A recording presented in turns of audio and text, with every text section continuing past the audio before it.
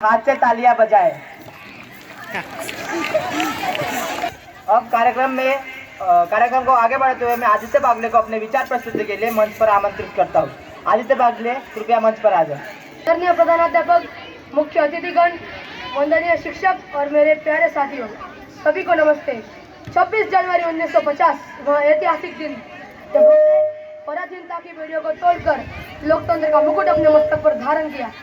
आप सभी को इस पावन दिन प्रजासत्ताक दिन की हार्दिक हार्दिक शुभकामनाएं। साथियों, डॉक्टर बाबा साहेब अम्बेडकर द्वारा रचित संविधान हमारे लिए सिर्फ कानून की पुस्तिका नहीं, न्याय, समानता और मानवीय गरिमा की प्रतिमा है। आज में अगर हम बात करें विकसित भारत की, तो पंच परिवर्तन उन 5 दीपों की तरह आता है जो हमारे राष्ट्र के भविष्य को प्रकाशमान करते हैं।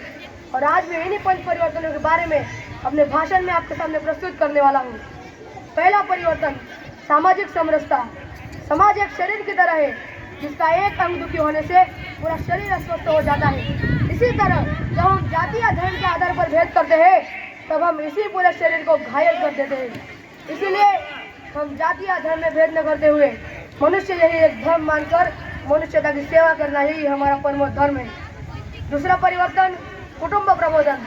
परिवार वह पहली पाठशाला है जहाँ बच्चा बोलना नहीं, जीना सीखता है।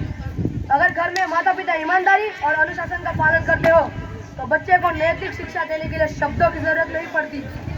संस्कारों से सुसज्जित परिवार एक चरित्रवान नागरिक को जन्म देते हैं। तीसरा परिवर्तन, पर्यावरण संरक्षण। प्रकृति हमारी माँ है और माँ से सिर्फ लेना नहीं होता, माँ की रक्षा करना यह हमारा धर्म है। अगर एक पेड़ अकेला खड़ा हो तो वह सिर्फ छांव दे सकता है, लेकिन हजारों पेड़ों का जंगल अगर हमारे साथ खड़ा हो तो वह पूरा पर्यावरण बचा सकता है। अगर आज आप एक पौधा लगाएंगे तो वह कल जाकर आपके आने वाली पीढ़ियों की साथ बनेगा। चौथा परिवर्तन, स्वदेशी और आत्मनिर्भरता। स्वदेशी उत्पाद अपनाना यह सिर्फ बाजार का निर्णय नहीं है, यह देशभक्ति का व्यवहारिक रूप है। अगर जिस तरह हम घर में दिया लगाते हैं तो पूरा आंगन रोशन हो उठता है, उसी तरह आपके स्वदेशी उत्पाद अपनाने से एक नहीं, पूरे देश के घर उज्जवल हो उठेंगे। पांचवा परिवर्तन, नागरिक कर्तव्य। अधिकार लोकतंत्र की आत्मा है, लेकिन कर्तव्य इसकी रीढ़ है।